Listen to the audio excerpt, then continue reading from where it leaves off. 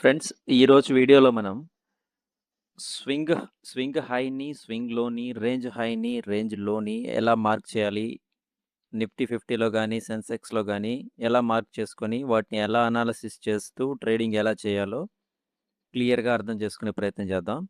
First of all దీనికోసం నేను Nifty 50 chart తీసుకున్నాను.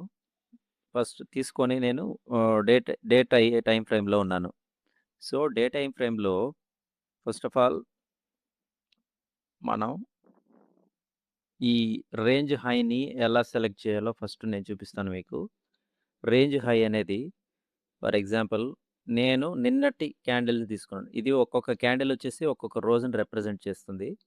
సో, ఈ గ్రీన్ క్యాండిల్ వచ్చేసి ఇవాల్టి క్యాండిల్, ఇది నిన్నటి క్యాండిల్. సో, నేను మీకు అర్థమయ్యేలాగా చెప్పాలంటే నిన్నటి క్యాండిల్‌ని ఎగ్జాంపుల్‌గా తీసుకుంటున్నాను. సో, నిన్నటి క్యాండిల్‌కి నేను హైలో ఒక లెవెల్‌ను ఇలా పెట్టుకుంటున్నాను. సో, ఒక లైన్ పెట్టుకున్నాను. సేమ్ అలాగే నిన్నటి లోను కూడా సెలెక్ట్ చేసుకుంటున్నాను. ఈ 2 ఏంటి? నిన్నటి హై, నిన్నటి లో. ఇప్పుడు నేను చార్ట్‌ను 15 మినిట్స్‌కి చేంజ్ చేస్తున్నాను. 15 మినిట్స్‌కి చేంజ్ చేసిన తర్వాత ఇదేమవుతుంది?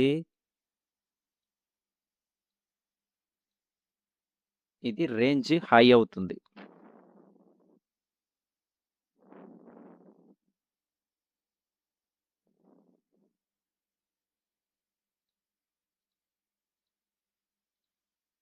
ఇది రేంజ్ లో అవుతుంది.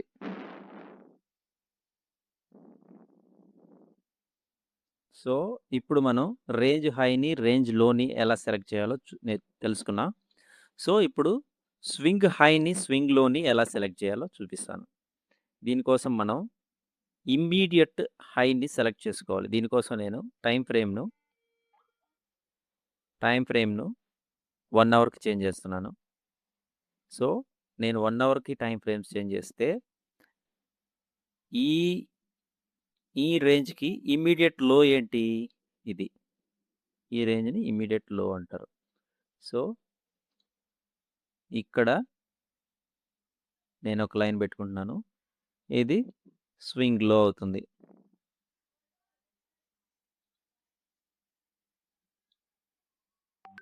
స్వింగ్ లో అవుతుంది.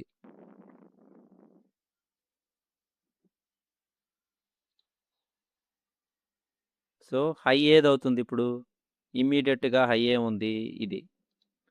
ఇది స్వింగ్ హై అవుతుంది.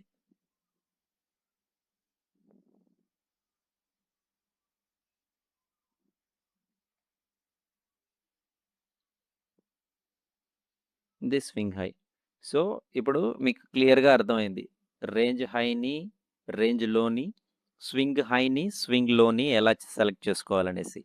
సో, ఇవి మార్కెట్‌లో ఎలా వర్కౌట్ అవుతాయనేది నేను మీకు అర్థమయ్యేలాగా చెప్తాను. దానికోసం నేను మళ్ళీ టైమ్ ఫ్రేమ్‌ని 15 మినిట్స్‌కి చేంజ్ చేస్తున్నాను.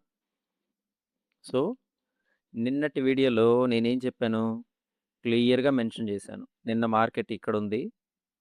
ఈ ఏరియాలో ఉంది. 23,900 దగ్గర ఉంది. సో, 23,900 దగ్గర మార్కెటు సారీ 23,900 దగ్గర కాదు. 23,840 దగ్గరుంది. మార్కెటు ఒకటి నిన్న రేంజ్ లోను టచ్ అయింది. రేంజ్ లోను టచ్ అయింది కనుక మార్కెటు ఇక్కడ నుంచి అప్ సైడ్‌కైనా మూవ్ అవ్వచ్చు. లేదా ఇక్కడే కూడా కన్సాలిడేషన్ కూడా అవ్వచ్చు అని చెప్పుకున్నాం. సో, ఇక్కడ మార్కెటు ఈ రేంజ్ నుంచి గ్యాప్ అప్‌లోనే ఓపెన్ అయింది. అక్కడి నుంచి రేంజ్ హై టచ్ అవ్వకుండా అక్కడే 2, 3 అవర్స్ కన్సాలిడేషన్ జరిగింది. మాక్సిమం అక్కడే జరిగింది. సో, ఆ తర్వాత మార్కెట్ స్లోగా కొంచెం రేంజ్ హై వైపు వెళ్ళింది. సో, దీని అర్థం ఏంటి? రేంజ్ హైకి టచ్ అయింది. నిన్న మార్కెట్ ఓపెన్ అవ్వడమే రేంజ్ హైకి టచ్ అయింది. అక్కడి నుంచి స్లోగా రేంజ్ లో వరకు పుష్ చేసింది మార్కెట్. ఇక్కడ సెల్లర్స్ యాక్టివేట్ అయ్యారు. అక్కడి నుంచి డౌన్ పుష్ చేశారు. రేంజ్‌లో వరకొచ్చింది. సో, ఇక్కడ మళ్ళీ ఏం జరిగింది? ఇక్కడ బయర్స్ యాక్టివేట్ అయ్యారు. ఇక్కడ నుంచి మార్కెట్‌ను స్లోగా పుష్ చేసుకుంటూ రేంజ్ హై వరకు తీసుకొచ్చారు దరిదాపు. సో, దీని అర్థం ఏంటి? మార్కెట్ చాలా క్లియర్‌గా ఒకసారి రేంజ్ హైని టచ్ అయిందంటే డెఫినిట్‌గా మళ్ళీ రేంజ్ లో వరకు వస్తుందనేసి అర్థమవుతుంది. దాని తర్వాత రేంజ్ లో నుంచి అది 1 డే కావచ్చు, 2 డేస్ కావచ్చు, రేంజ్ హైని టచ్ అవుతుంది. సో, ఈ ఇంపార్టెంట్ లెవెల్స్‌ని గనుక మనం మార్క్ చేసుకుంటే, మార్కెటు మనం రేంజ్ హైలో ఉన్నప్పుడు సెల్ సైడ్ ఉండాలి. రేంజ్ లోకొచ్చినప్పుడు బై సైడ్ ఉండాలి. ఇవి మనం గుడ్డిగా కూడా ప్లాన్ చేసుకొని ట్రేడ్ చేయొచ్చు. రెండో విషయం ఏంటంటే, రెండో విషయం ఇప్పుడు రేపు మార్కెట్ ఎలా మూవ్ అవ్వచ్చు అనేది కొంచెం డిస్కస్ చేసుకుందాం. సపోజ్ ఈరోజు రేంజ్ హై దగ్గరకు వచ్చింది మార్కెట్. రేపు గనక ఇక్కడ ఇక్కడ నుంచి గ్యాప్ అప్ ఓపెన్ అయ్యి 1 ఆర్ 2 క్యాండిల్స్ 15 మినిట్స్ క్యాండిల్ ఇక్కడే గనక సస్టైన్ అయితే మార్కెట్ మళ్ళీ స్వింగ్ హైని టచ్ అయ్యేదానికి ఛాన్సెస్ ఎక్కువగా ఉంటాయి.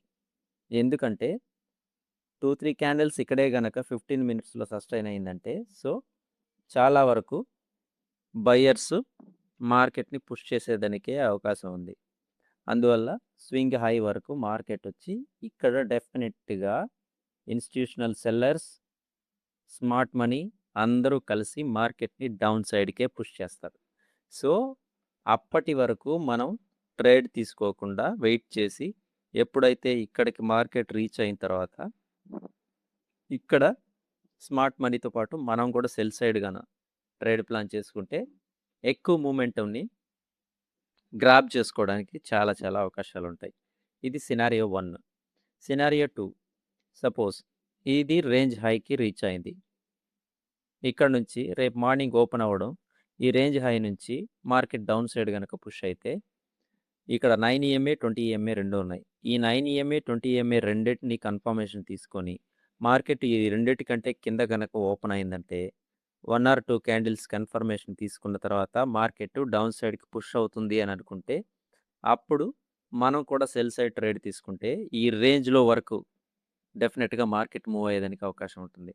సో, ఈ రేంజ్‌లో అంటే ఇదొక 150 పాయింట్స్ గ్రాబ్ చేసేదానికి చాలా చాలా అవకాశాలుంటాయి. సో, ఇది సెకండ్ సినారియో. సినారియో 3 కూడా ఉంది. సినారియో 3 ఏంటి? మీ అందరికి తెలిసిందే. మార్కెట్ కన్సాలిడేషన్ ఫేజ్‌లోకెళ్తుంది. ఇక్కడే మూవ్ అవుతుంది. ఇక్కడే మూవ్ అయితే మనం ఏం చేయాలి? మార్కెట్‌లో ట్రేడింగ్‌ని అవాయిడ్ చేయాలి. This is simple logic. So, మనం ఈ 3 సినారియోలో మార్కెట్ ఉండడానికి చాలా చాలా అవకాశం ఉంది. సపోజ్ డౌన్ సైడ్‌కి ఇక్కడ నుంచి డౌన్ సైడ్‌కెళ్ళి నాలుగో సినారియో కూడా ఉంది. డౌన్ సైడ్‌కెళ్ళి ఇక్కడి నుంచి ఈ ఈ గ్యాప్‌ని ఫిల్ చేస్తూ స్వింగ్ లో దగ్గరకు కూడా మార్కెట్ ఎళ్ళేదానికి అవకాశం ఉంటుంది. సో, ఇక్కడ నుంచి స్వింగ్‌లో గనక మార్కెట్ టచ్ అయిందంటే, ఈ స్వింగ్‌లో నుంచి డెఫినిట్‌గా మళ్ళీ స్వింగ్ హై వరకి మార్కెట్ అప్ సైడ్ మూవ్ అవుతుంది. ఇది డామ్ ష్యూర్‌గా జరుగుతుంది. ఖచ్చితంగా జరిగే తీరుతుంది. సో, మార్కెట్ ఎప్పుడూ లెవెల్స్‌ని రెస్పెక్ట్ చేస్తుంది. ఆ లెవెల్స్‌లో smart money, institutional institutional investors అందరూ ఉంటారు గనక అక్కడి నుంచి మార్కెట్ రివర్స్ అయ్యి స్వింగ్ హై వరకు వెళ్ళేదానికి చాలా చాలా ఛాన్సెస్ ఉంటాయి. ఇది నిఫ్టీ 50 సినారియో. రేపటి మార్కెట్ మాక్సిమం ఈ మధ్యలో ఉండడానికి ఈ 4 సినారియోలోనే ఉంటుంది. సో, ఏ సినారియో అయినా 100% వర్కౌట్ అదని ఎవరు చెప్పలేం ఫ్రెండ్స్. సో, ట్రేడ్ తీసుకునే ముందు కన్ఫర్మేషన్ క్యాండిల్ వచ్చిన తర్వాత డెఫినెట్‌గా స్టాప్ లాస్ మెయింటైన్ చేస్తూ ట్రేడ్ తీసుకున్నామంటే కన్సిస్టెన్సీగా ప్రాఫిట్స్ తీసుకోవడానికి చాలా చాలా అవకాశాలుంటాయి. వీడియో గనక మీకు నచ్చినట్లయితే మీ ఫ్రెండ్స్‌కి షేర్ చేయండి. ఛానల్‌ని సబ్స్క్రైబ్ చేయండి. Thank you friends.